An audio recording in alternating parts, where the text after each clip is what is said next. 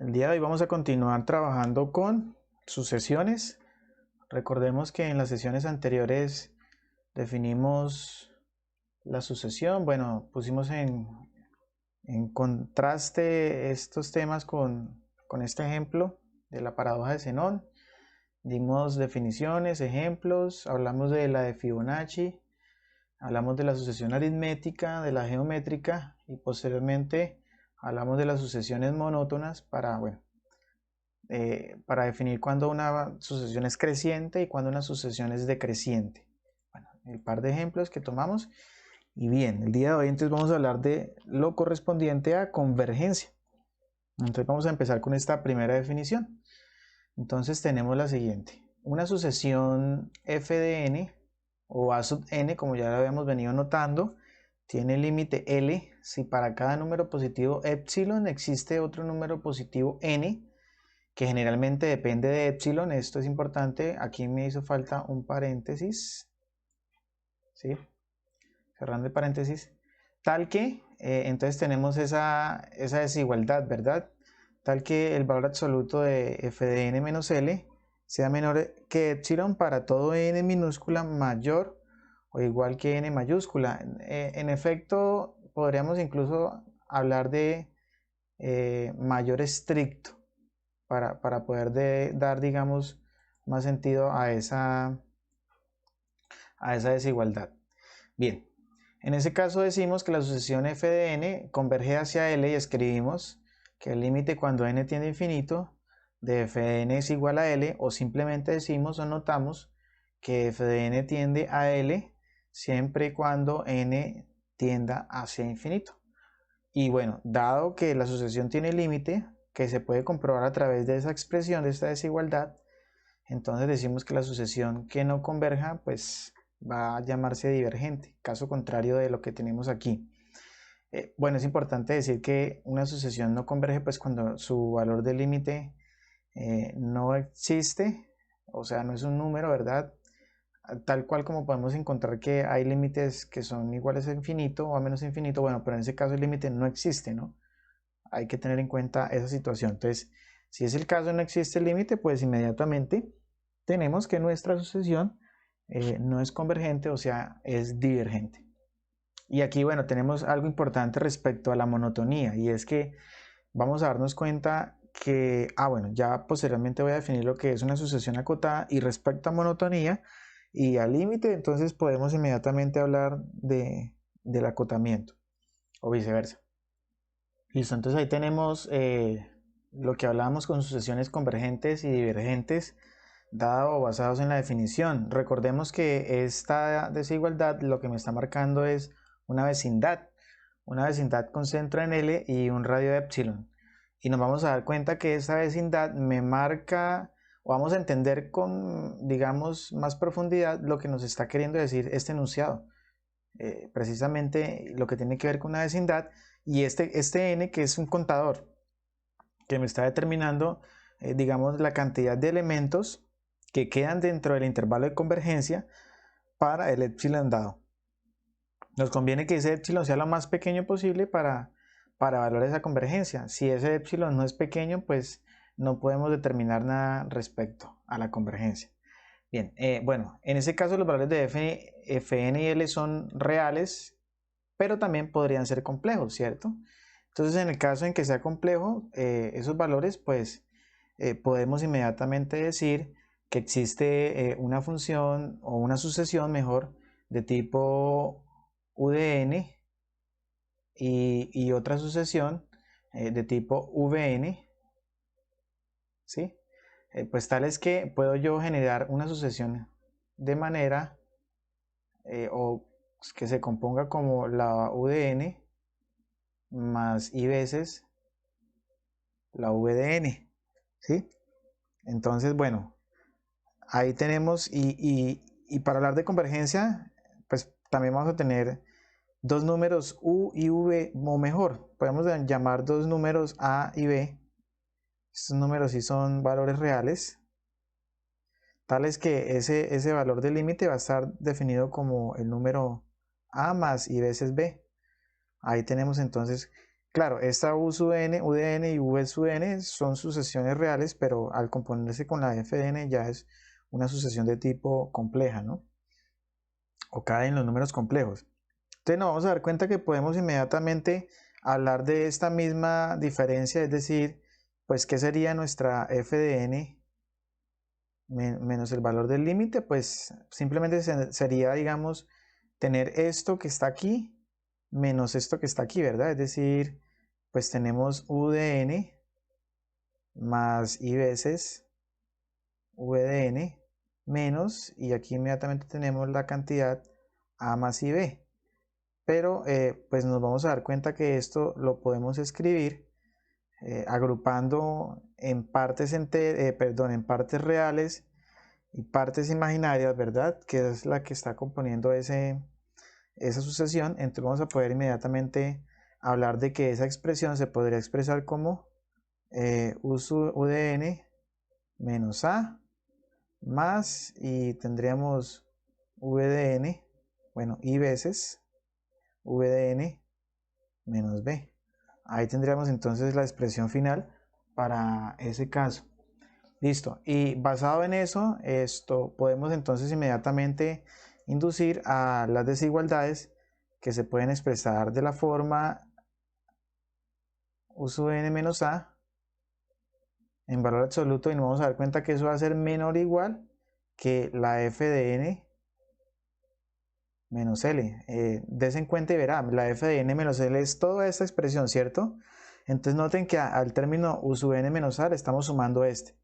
Entonces, en valor absoluto, este término va a ser mayor que ese término, ¿sí? Al igual, también vamos a poder determinar, o sobre esa misma expresión, vamos a poder decir inmediatamente entonces que se cumple la desigualdad, que u v sub n menos b en valor absoluto pues va a ser menor o igual que también nuestra f de n menos L. ¿Listo? Basado en el mismo razonamiento que les había dicho aquí anteriormente. ¿Qué implica estas dos cosas? Pues estas dos cosas están inmediatamente dando a entender que la relación que se tiene con f de n, o sea, mejor dicho, lo voy a escribir acá, que f de n en este caso tiende a L, mire, ¿cierto? Siempre y cuando tanto la u de n tienda a A como la v de n tienda a B. Ahí tenemos entonces esa relación de lo que se nos está diciendo, ¿sí? Bueno, y nos vamos a dar cuenta que cuando hablemos de series hay un acotamiento que permite hacer eso. Entonces, si tengo que, en este caso, nuestra serie mayor, perdón, nuestra serie menor, ¿cierto? Está teniendo un comportamiento respecto a la otra, pues bueno, vamos a poder dar una conclusión ahí. Bien, entonces también podemos definir, bueno, esto siempre y cuando hay que tener en cuenta que la n vaya hacia infinito, ¿no? Y también inmediatamente podemos, a través de esas dos desigualdades y a través de la expresión que tenemos mencionada en esta parte, podemos inmediatamente entonces llegar a concluir que la expresión fn menos L, inmediatamente, en valor absoluto por supuesto, o la norma de eso, mejor, va a ser menor o igual, ¿cierto?, a la norma de u de n menos a más la norma de v de n menos b. Esa desigualdad se puede expresar ahí. Pues obviamente estamos diciendo que en este caso la relación es tanto que de u de n tiende a A como v de n tiende a b, siempre y cuando n tiende a infinito, inmediatamente están implicando que la f de n tienda a ese valor límite. Sí, bueno, eso hablando de en el caso de las sucesiones si fuesen complejas. Y pues finalmente, eso quiere decir nada más y nada menos que el límite cuando el valor de la n tiende hacia infinito de esa sucesión f de n, que es una sucesión compleja, pues termina siendo el límite. Recuerden que nuestro límite tiene propiedades y hay que recordar que esas propiedades se pueden usar aquí para calcular el límite en las sucesiones, las propiedades usuales que conocemos del límite. Igual a i veces el límite, ¿cierto? Cuando n tiende a infinito de la v de n. Entonces ahí, digamos, estamos tomando en cuenta la misma definición basada en el valor del límite para la sucesión de tipo compleja. Bien, ya vamos a retomar nuevamente esa expresión y le vamos a dar sentido a través de un gráfico. Algunos límites para tener en cuenta. Entonces tenemos este límite, ¿cierto? De la sucesión 1 sobre n a la k, que incluso se puede extender un poco más. ¿Sí? Voy a decirlo como, no sé, 1.1 o un 1 asterisco.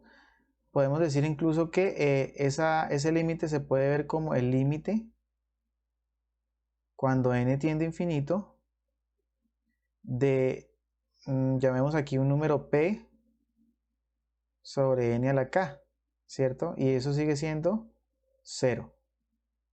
¿Ves? Siempre y cuando ese k sea mayor que 0. Ahí tenemos esa condición. Es importante tener en cuenta esa característica todo y que ese número p debe ser un número real. ¿Listo? Si p vale 0, pues se cumple. Si p es negativo, se cumple. Si p es positivo, se cumple. Entonces ahí vamos a ver esa convergencia. Ese límite tiende a 0. Y esos límites lo vamos a utilizar. Bueno, podríamos incluso demostrarlos, ¿verdad? Ustedes pueden incluso averiguar por qué esos límites surgen de esa manera. Pero esos límites van a ser como la base para utilizarlos en el desarrollo de otros límites. Ahora vamos a utilizar, por ejemplo, este valor de límite para desarrollar un límite que tenemos planteado dentro de los ejemplos. Bien, tenemos que el límite cuando n tiende a infinito de x a la n vale 0 siempre y cuando el valor absoluto de x sea menor que 1, ¿no? Es decir, recuerden que en ese caso lo que me está implicando eso es que la x sea un número que sea mayor que menos 1, pero menor que 1, ¿no? Que esté entre ese intervalo, en esa vecindad. Es importante eso. Si no se cumple eso, ese límite no puede dar 0. Tenemos el tercero que tiene que ver con logaritmo, siempre y cuando esos exponentes que están mencionados, tanto el de a como de b, sean mayores que 0, es decir, positivos. Tenemos ese otro límite, el de la cuarta, mencionado en la cuarta propiedad, que también se puede ver como el límite, recuerden, pues simplemente como escritura a través de las propiedades de la potenciación de la raíz enésima de n, y que en ese caso da 1, también se puede demostrar. Y en este caso el límite para cuando nos da la función Euler, que también es un límite demostrable de varias formas, una de ellas conocida por expandir esto como el binomio de Newton, ¿no? Y ahí se hace un análisis. Que des en cuenta que es una forma generalizada, ¿no? Porque, por ejemplo, si en esa quinta parte, en esa quinta resultado nuestra A vale 1, pues entonces eso se transforma en el límite cuando n tiende a infinito de la expresión 1 más 1 sobre n, todo elevado a la n, y eso inmediatamente nos va a dar e elevado a la a. Más general todavía, se podría incluso escribir que si tenemos un límite de la forma límite cuando n tiende a infinito de la expresión 1 más, si quiere dejarse ese valor de a, lo podemos dejar, y aquí tenemos una g de x, siempre y cuando esa g de x sea diferente de 0, y todo esto elevado a la g de x, vamos a darnos cuenta que este límite sigue siendo e a la a, siempre y cuando, como les decía, ese valor de la función g de x sea diferente de 0, para que se cumpla la condición. Entonces es importante tener en cuenta, digamos, esos límites, y que se van a poder usar en el desarrollo de otros para ayudar a su demostración. Bien. Teorema. Entonces vamos a decir que una sucesión monótona converge, recordemos lo que es monotonía, ¿no? Tenía que ver con creciente o decreciente, ya aquí lo hemos anunciado, ¿no? Si f de n es menor o igual que f de n más 1, si f de n es mayor o igual que f de n más 1. Eso es lo que hayamos definido respecto a la monotonía, ¿verdad? Entonces, vamos a decir que en este caso una sucesión es monótona, convergente, si y solo si está acotada. Es importante tener en cuenta eso. Y el acotamiento también me va a dar entonces inmediatamente el paso al límite. ¿Por qué? Porque si la sucesión está acotada y es creciente, entonces el límite es igual a la cota superior. Y si la sucesión está acotada y es decreciente, entonces ese límite es igual a la cota inferior. Entonces eso está asociado nuevamente con convergencia. Por eso les decía que íbamos nuevamente a retomar, ¿cierto?, la definición que teníamos en el caso inicial. Es decir, esta definición, en donde tenemos que el valor absoluto de f de n menos L es menor que epsilon para todo n mayor o igual que n mayúscula. Bien, entonces, nuevamente, ¿qué dice? Aquí tengo este teorema. Listo. Aquí tengo ese teorema. Vamos a pasar esta imagen acá y listo.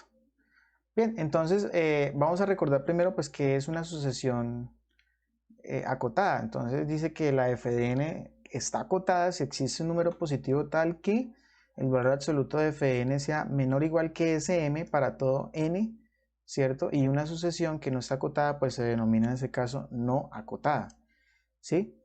Y bueno, este acotamiento mejor que da paso a la convergencia, pues inmediatamente que nos está haciendo alusión a algo, y es que aquí lo que estamos diciendo es que esta f de n debe ser menor o igual que una m mayúscula, pero mayor o igual que otra m, que esta m podría ser la menos m mayúscula, disculpe, ¿sí? Dada esta desigualdad que tenemos aquí, ¿no? Entonces, para que la sucesión esté acotada, inmediatamente sabemos que debe existir una cota inferior y una cota superior. Si no es de esa manera, simplemente no está acotada, pero puede existir alguna de las dos cotas. Ahora les voy a poner un ejemplo en cada una de ellas. Bien. Y entonces voy a tener que inmediatamente hacer alusión, ¿cierto?, a la expresión que teníamos en la anterior definición, es decir, esta que tenemos aquí, ¿sí?, para el caso de lo que es la convergencia. Entonces, si existe un epsilon, ¿cierto?, tal que se cumpla que el valor absoluto de la f de n menos el valor de L siempre es menor que ese epsilon para todo n que sea mayor que un n mayúscula, y este prácticamente me da a el contador para saber cuántos términos de la sucesión van a quedar dentro de ese intervalo, dentro de esa vecindad. Ya vamos a definir, recuerden, vecindad con centro en L y radio epsilon. ¿Listo? Entonces, para ese caso, inmediatamente vamos a ver cuál sería el contraste gráfico o la interpretación gráfica de esta información o esta característica que tenemos acá. Entonces, miren, aquí tenemos un ejemplo de una sucesión y un comportamiento que podríamos llamarlo como creciente, si se quiere, ¿sí? Entonces, por aquí, inmediatamente, tenemos un punto, vamos a colocar, por aquí tenemos un punto, y este punto va a ser el punto de referencia como una cota inferior, ¿no? ¿Sí? Y inmediatamente, bueno, esta es la mayor de las cotas inferiores, digámoslo así, incluso podría ser este. Y aquí tenemos la menor de las cotas superiores, ¿sí? Porque tenemos más cotas superiores. Pero démonos cuenta que en este valor de L, y bueno, aquí podemos decir, según esta información gráfica, que pues es solamente un ejemplo, es que esta f de n es creciente, ¿verdad? O sea, es monótono. Y además está acotada. Estamos diciendo que está acotada con estos valores, los cuales estoy encerrando aquí en verde. Y aquí tenemos L menos C. Ahí es donde está actuando este valor de epsilon. Ese valor de epsilon me está marcando ese intervalo respecto al cual aquí hay unos elementos dentro, ¿sí? Bueno, y por acá aparece entonces, ¿cierto?, a la misma distancia, el L más epsilon. Lo que pasa es que en este lado del intervalo de la vecindad no tenemos más elementos, puesto que este ya es el valor del límite. Entonces, en últimas, esto lo que nos está queriendo decir es que todos los valores que cumplan con esto están dentro de ese intervalo. Es decir, que la distancia desde el valor límite respecto a cada uno de los valores de la sucesión es menor que ese radio, que es el radio que nosotros hemos escrito aquí como epsilon. Entonces por eso decíamos que cuanto menos fuese ese radio, mucho mejor para poder estudiar la convergencia. Y este contador, el cual yo les decía, o este n mayúscula, me está queriendo decir la cantidad de datos de la sucesión que se quedan por fuera de esta vecindad. En este caso son estos valores que están aquí. 4 valores, pero pues no siempre van a ser 4. Y además de qué depende eso, pues eso depende también de nuestro epsilon, ¿sí? Si nosotros tomamos un epsilon más grande, inmediatamente imagínense que vamos a poder tomar todos los valores y ya no tendría sentido. Mientras que, bueno, de aquí en adelante estarían la mayoría de los datos, miren, aquí están, la mayoría. Solamente se quedaron 4 por fuera y a partir del quinto ya estarían dentro de esa vecindad. Entonces, lo que nos está queriendo decir esto es que ese contador me está dando a conocer cuáles son los valores que están por fuera de la vecindad de convergencia. Entonces, en últimas, lo que queremos decir es que si hay una cantidad finita, mírela, de valores que quedan por fuera de esa vecindad, inmediatamente la sucesión es convergente. Y de manera recíproca, la cantidad que queda dentro de ese intervalo debe ser infinita, porque des en cuenta que aquí la sucesión continúa de manera infinita y todas tienden a un valor. Entonces, la única forma de que dentro de un intervalo con un radio muy pequeño tenga dentro de él infinitos elementos, como en ese caso, acercándose a un valor, es porque ese valor es el valor del límite. ¿Listo? Entonces, para poner en contraste algunos ejemplos, observemos entonces las siguientes sucesiones. Tenemos nuestra primera sucesión aquí, está denominada, o mejor, tiene como término general a sub n igual a 1 más 3 sobre n. Entonces, den en cuenta que es monótona decreciente, ¿verdad? Tenemos cota superior. Pues cuando vale, en el caso que vale 1, tenemos 4, ahí tenemos una cota superior. Inmediatamente ya va decreciendo, miren, observen el comportamiento, pero tiene un comportamiento asintótico hacia 1. Es decir, aquí tenemos nuestro intervalo de convergencia, ¿verdad? Podemos, digamos, determinar un epsilon alrededor de 1, ¿sí? Y sobre ese intervalo van a quedar los infinitos elementos, todos acercándose al punto 1. Entonces, en este caso, pues tenemos que el límite de esa sucesión vale 1. Pues no basta únicamente con comprobar o mejor obtener el límite. En algunos casos se nos va a pedir comprobar que ese límite sí es cierto. ¿Y cómo vamos a comprobar? Pues vamos a hacer uso de la definición que tenemos aquí de convergencia. Bien, ahí tenemos un primer ejemplo. Observamos un segundo ejemplo. Aquí tenemos una sucesión igualmente monótona, pero en este caso es monótona creciente. Sí, es monótona creciente. Esta es la sucesión, si no estoy mal, a sub n igual a n al cuadrado. Sabemos que esta es monótona creciente, pero en este caso no hay un valor máximo, ¿cierto? Es decir, no hay convergencia porque este límite de esta sucesión, vamos a decir que el límite, bueno, aquí el límite cuando n tiende a infinito de la sucesión a sub n, para este caso, vale 1, o sea, convergente. En cambio aquí el límite cuando n tiene infinito, estamos hablando hacia la derecha de n, ya sabemos, de la a sub n es infinito, por lo que es creciente, ¿verdad? Aunque tiene cota inferior, pero no tiene cota superior, es decir, no está acotada. Y al no estar acotada, inmediatamente no es convergente, es una sucesión no convergente. Ahí tenemos el ejemplo. Y por último, observemos aquí una sucesión con un comportamiento alternado, ¿sí? Dado ese término menos 1 a la n. Sin embargo, aunque tiene ese comportamiento alternado, observemos que los valores en este caso tienden a ser 0, ¿sí?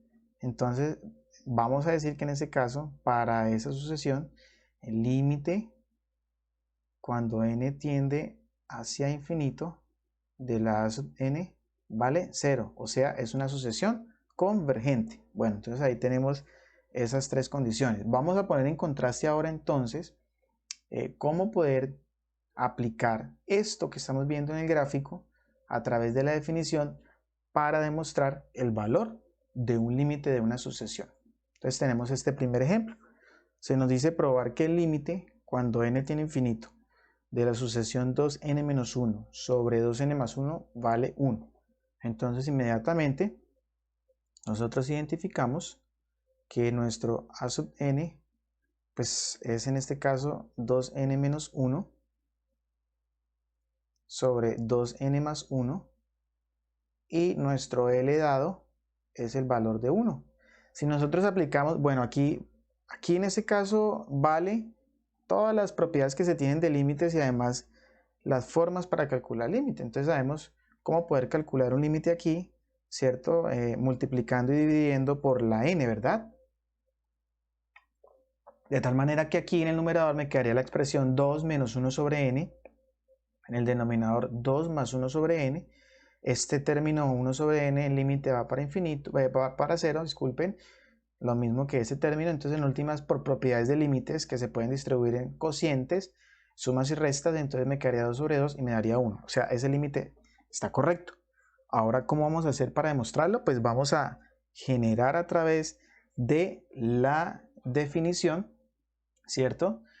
¿Cuál es ese epsilon que depende, o mejor, cuál es ese n mayúscula que depende de epsilon, como ya lo habíamos dicho en la definición inicial? Mira, aquí tenemos un n positivo, míralo, mayúscula, que depende de epsilon porque el epsilon ya está dado. Entonces tenemos que encontrar ese n mayúscula basado en el epsilon, ¿verdad? Para el cual pues se cumple lo que estamos hablando inmediatamente ahí en ese problema. Entonces, bien. Entonces, ¿qué tenemos para ese caso? Pues vamos a hacer inmediatamente la diferencia entre a sub n y L y posteriormente pues evaluamos su valor absoluto. O inmediatamente lo podemos hacer si es el caso. Entonces tenemos que aquí la expresión 2n menos 1 sobre 2n más 1 menos el L, que es 1, ¿cierto? Vamos entonces a desarrollar esa expresión. Entonces sabemos que aquí podemos completar esa expresión con 1.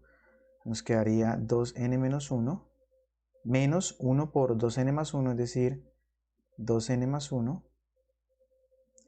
todo dividido entre 2n más 1. ¿Listo?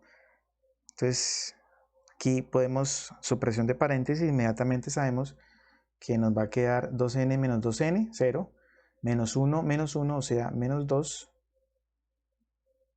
todo dividido entre 2n más 1 y esto entre valor absoluto.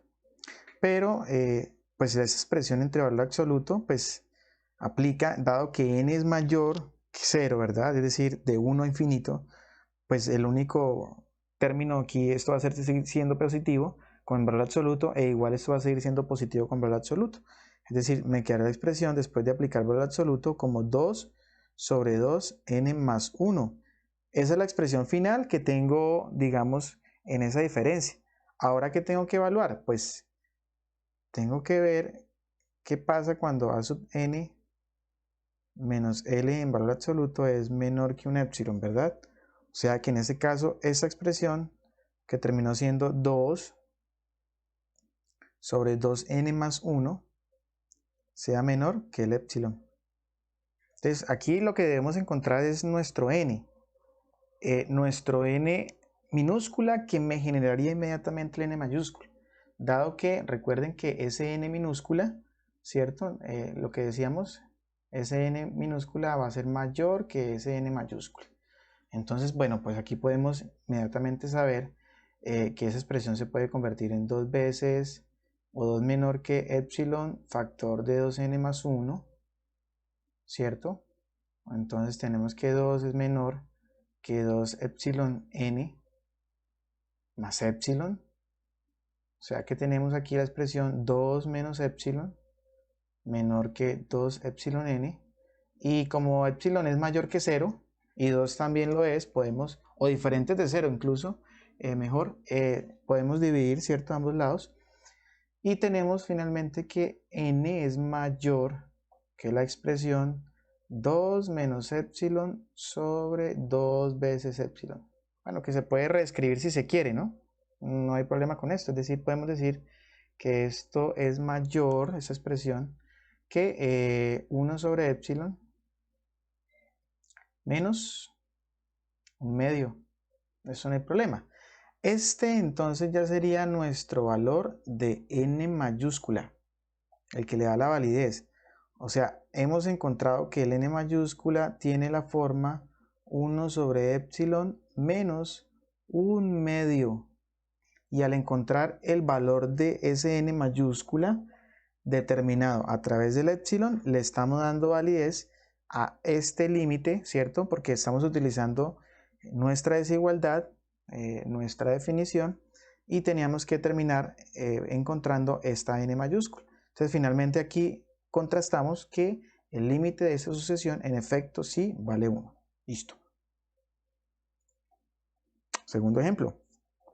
Similar, probar que el límite cuando n tiene infinito de esa expresión que tenemos aquí nos da 3/5. Vale, entonces podemos inmediatamente hacer lo que ya habíamos planteado, es decir, tenemos la expresión 3n cuadrado más 1 sobre 5n cuadrado menos 1 en valor absoluto.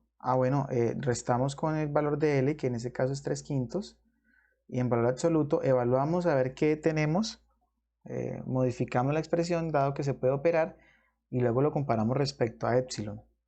Entonces sabemos que aquí inmediatamente tenemos en valor absoluto 15 veces n al cuadrado más 5 menos 15 veces n al cuadrado más 3, todo dividido entre 25n cuadrado, ¿verdad? Menos 5.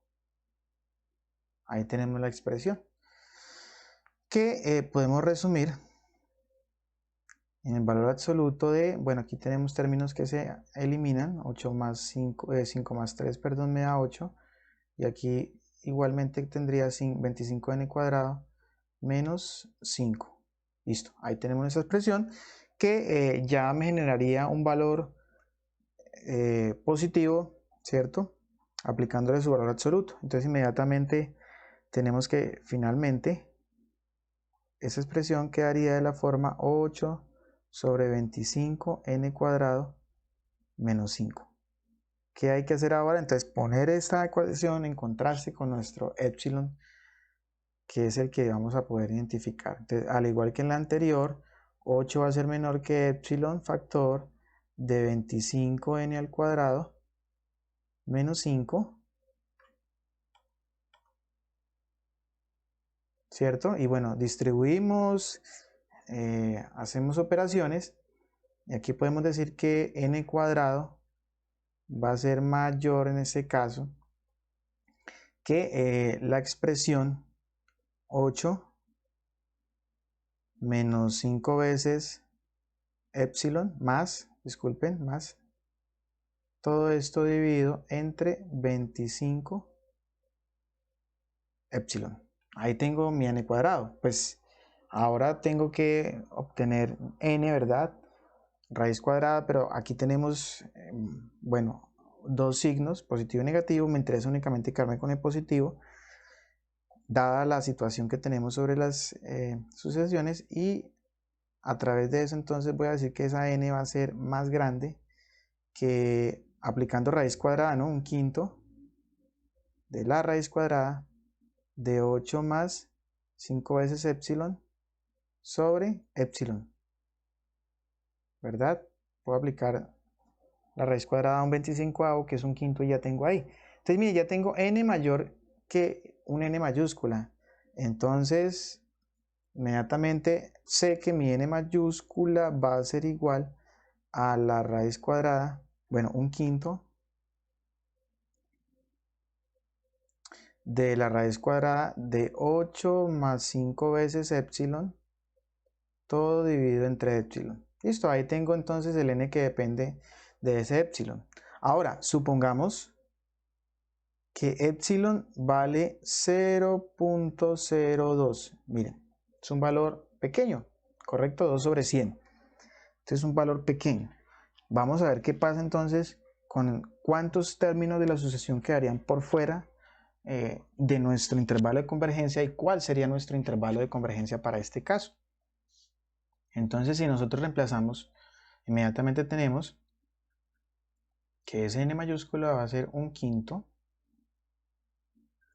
de la raíz cuadrada de 8 más 5 veces 0.02 sobre 0.02. Sí, y esto pues nos daría 1/5 de 8 más 5 por 0.02 me daría 0.1. Y todo eso dividido entre 0.02. ¿Listo? Entonces n en este caso va a ser 1/5.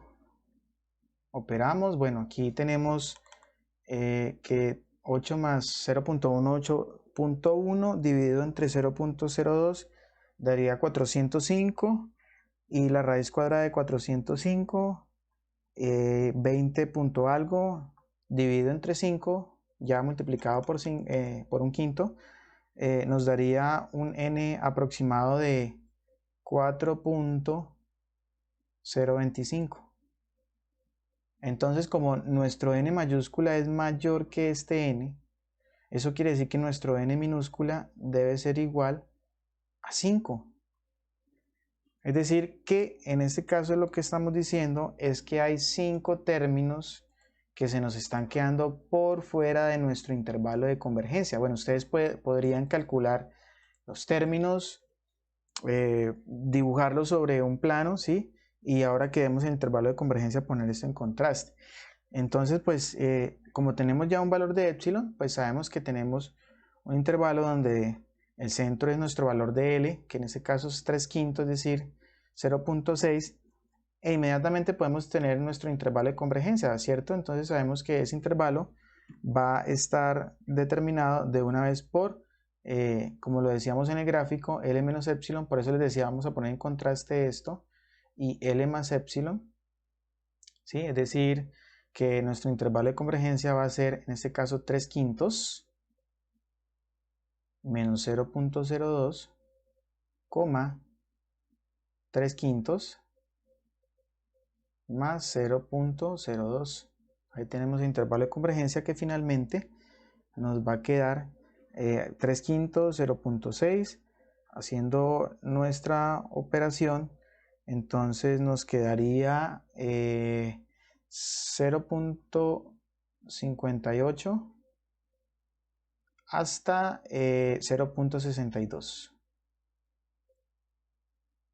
Entonces observen ahí que miren, tengo ya el intervalo de convergencia con centro en L y con radio 0.02, sobre el cual para esta sucesión, ¿no? Es para esta que estamos dando, se me quedan por fuera de ese intervalo 5 valores de la sucesión. Quiere decir que el resto, que son infinitos, están dentro de ese intervalo y por lo tanto, para que estén dentro de ese intervalo, ¿cierto? Y esté acotada además y sea en este caso ese valor, lo único que tengo a entender es que el límite es ese centro y en este caso es 3/5. Bueno, ahí entonces para poner en contraste la otra parte de lo que les hablaba aquí respecto a este gráfico.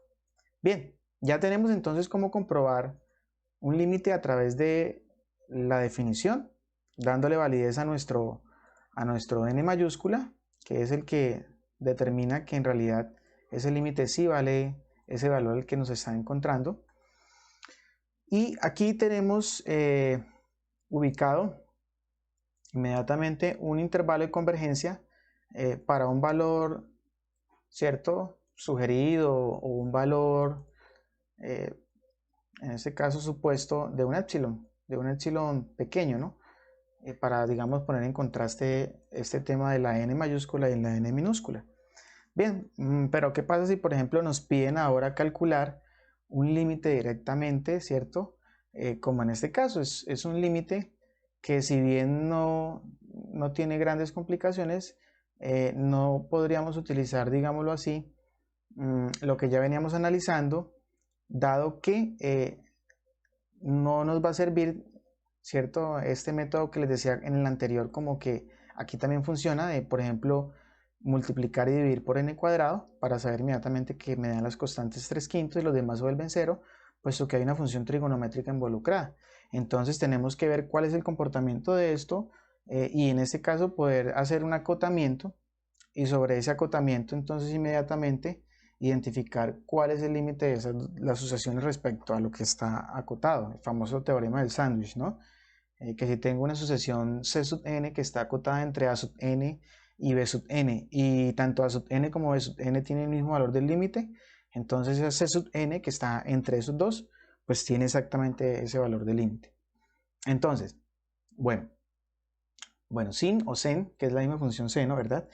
Entonces sabemos que esta función seno, para poder encontrar ese valor del límite, esta función seno que está planteada como n veces pi medios, note que aquí lo que está variando en esta sucesión para esta función seno es el ángulo, pero no me está modificando la amplitud. Entonces, al no modificarme la amplitud del seno, voy a poder inmediatamente tomar en cuenta que esa función seno, o sea, aquí estoy modificando el periodo, ¿verdad? Esa función seno está en un intervalo que como máximo tiene el valor 1, ¿verdad? Y como mínimo tiene el valor -1, porque así funciona la función seno, recuerden. Es una curva que su máximo valor es 1 y su mínimo valor es -1, mientras no se le modifique la amplitud, o sea, no se multiplique por una cantidad, o mientras ella no se traslade, como se está haciendo aquí en este caso, miren. Bueno, pero ya vamos a ver ese referente entonces. Entonces vamos a trasladarla, ¿verdad? Vamos a hacer una traslación, es decir, vamos a sumar un n. O sea, vamos entonces a decir n más el seno de n pi sobre 2, pues entonces en este caso también se van a trasladar esos puntos sobre los cuales se encuentra acotada. Mire que aquí estamos construyendo un acotamiento. Si hay un acotamiento, entonces, bueno, vamos a poder también determinar esto del límite. Entonces es importante tenerlo en cuenta. Bueno, aquí entonces tenemos esto, ¿verdad? Y entonces, ¿cómo quedaría nuestra expresión? Pues aquí me quedaría 1 más n o n más 1, y aquí me quedaría -1 más n o n menos 1. ¿Sí? Y para construir finalmente en toda la sucesión que tenemos aquí, pues basta por dividir por 2n más 1. Y ya sabemos que eso es un término que no va a ser 0, puesto que n empieza en 1 y sigue hacia infinito, y entonces el primer término ahí en ese caso va a ser 3. Es decir, es diferente de 0, entonces podemos hacer esa aplicación ahí dividiendo sobre ese término, y además no es negativo. Entonces me quedaría la expresión n más el seno de n pi medios, todo dividido entre 2n más 1, al igual que esto va a ser menor que n más 1 sobre 2n más 1, y esto va a ser mayor o igual que n menos 1 sobre 2n más 1. Bien, entonces ahí tenemos la expresión de la cual les había hablado. Logré construir esa expresión. Perfecto. Ahora, ¿qué me corresponde hacer? Pues analizar estas dos sucesiones. Tengo la siguiente expresión. Tengo una a sub n, tengo aquí una c sub n y aquí tengo una b sub n. Entonces voy a analizar la a sub n y la b sub n por separado. Es decir, voy a decir qué es lo que pasa con el límite cuando n tiende a infinito de la a sub n, que en este caso es n menos 1, todo partido entre 2n más 1.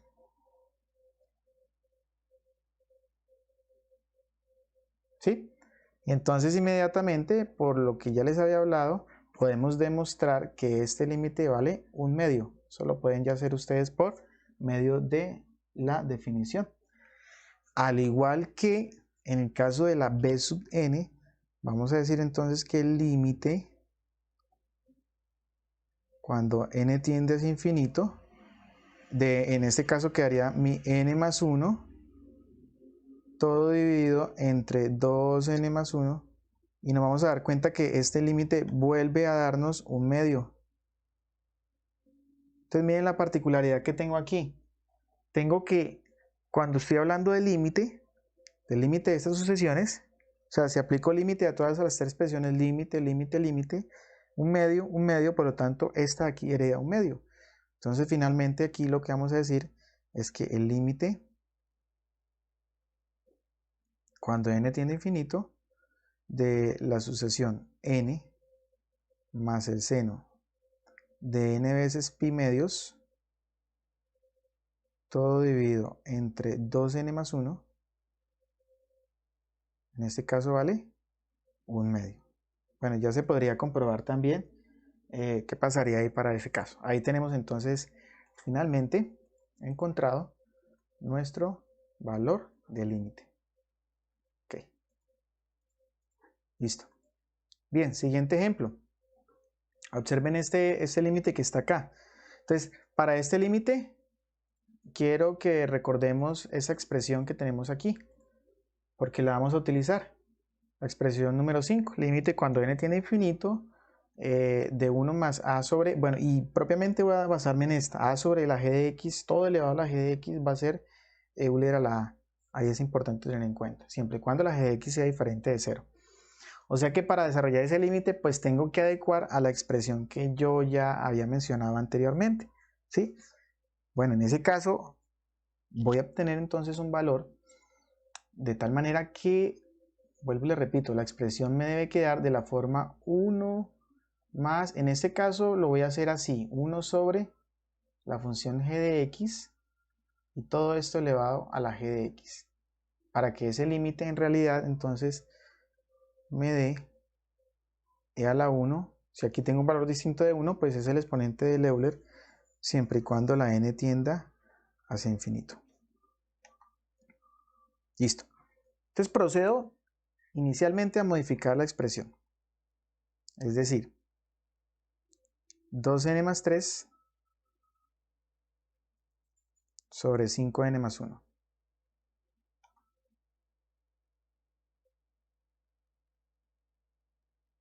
Listo. Ahí tengo esa expresión. Entonces inmediatamente me voy a dar cuenta, aquí tengo un error. Me acabo de dar cuenta que tengo un error en cuanto a esa expresión, dado que esa expresión en realidad no es 5n más 1, sino en ese caso va a ser la expresión 2n más 3 sobre 2n más 1. Hacer esa corrección ahí. Es 2n más 1.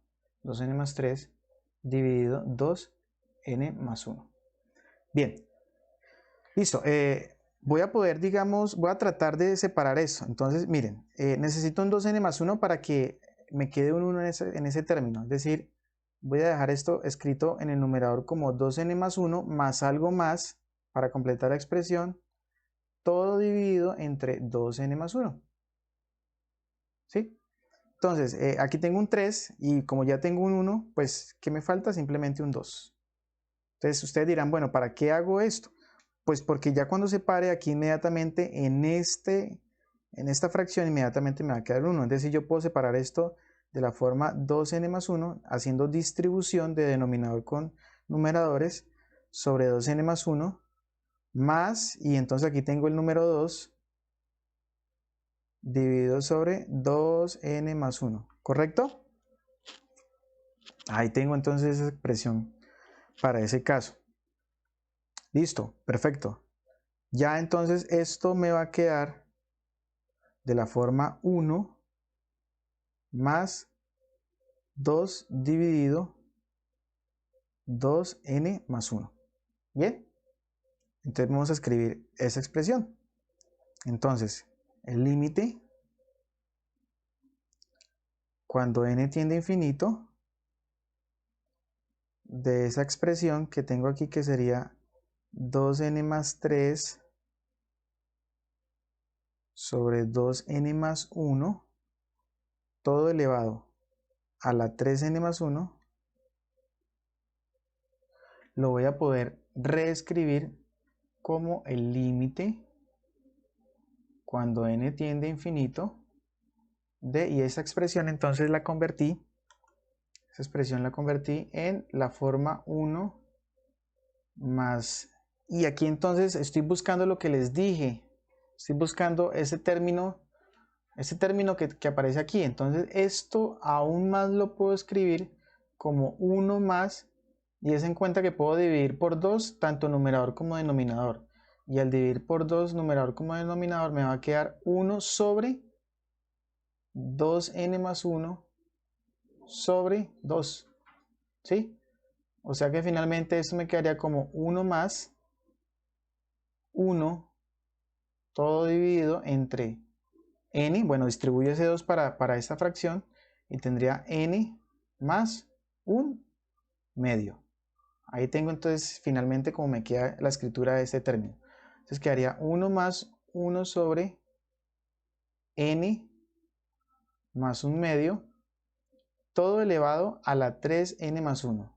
Logré la primera parte, reescribir lo que está dentro del paréntesis de esta forma, pero ustedes me dirán, bueno, aún en el denominador, aún en el exponente no aparece lo que en este denominador está. Pues bueno, como eso es un término que es diferente de 0, dado que esto se anula cuando n vale menos un medio, pero menos un medio no está en el dominio de la sucesión, entonces puedo multiplicar y dividir el numerador por esa expresión. Es decir, puedo decir que esto es lo mismo que tener límite cuando n tiende a infinito de 1 más 1 sobre n más un medio, todo, y aquí tengo entonces la expresión 3n más 1, el exponente elevado, por, y entonces lo que les decía, multiplico por n más un medio, y divido por la misma expresión, es decir, estoy multiplicando por un 1. Bien, y ahí tengo entonces el 1 que acabo de agregar. Puedo utilizar una de esas expresiones que sería esta, ¿cierto? O sea, puedo reescribir aquí como el límite cuando n tiende a infinito de nuevamente 1 más 1 sobre n más un medio, todo elevado, y aquí entonces voy a escribir esto como n más un medio multiplicado, y aquí entonces me quedaría, estoy reacomodando 3n más 1 sobre n más un medio, ¿sí? Cuando tengo un producto, en realidad estoy teniendo potencia de una potencia, producto de exponentes, ¿no? O sea, esto se puede reescribir como el límite cuando n tiende a infinito de la expresión 1 más 1 sobre n más un medio, todo elevado a la n más un medio, que es lo que necesitaba conseguir, y todo esto elevado, toda esa expresión que tengo aquí quedaría elevada a la 3n más 1 sobre n más un medio. ¿Sí? Potencia de una potencia es producto de potencias, de exponentes, disculpen. Y entonces aplicando límite, pues sabemos que podemos aplicar límite también al exponente, y sabemos que ya por la técnica que les he mencionado anteriormente, ese límite me daría 3, ¿sí? Y este límite ya lo tenemos aquí, que sería e a la 1. Entonces finalmente esto me daría la expresión e a la 1 elevado al límite de esta expresión. O sea, pero el límite de esa expresión vale 3, por lo tanto finalmente el límite de esa expresión o de esa sucesión es e a la 3. Y por lo tanto quedan en evidencia entonces los ejemplos para cuando las sucesiones tienen límite, ¿verdad? Son convergentes, cómo encontrar los límites, y además cómo poder comprobar cuando se nos da el valor del límite. Eso es todo entonces por el día de hoy.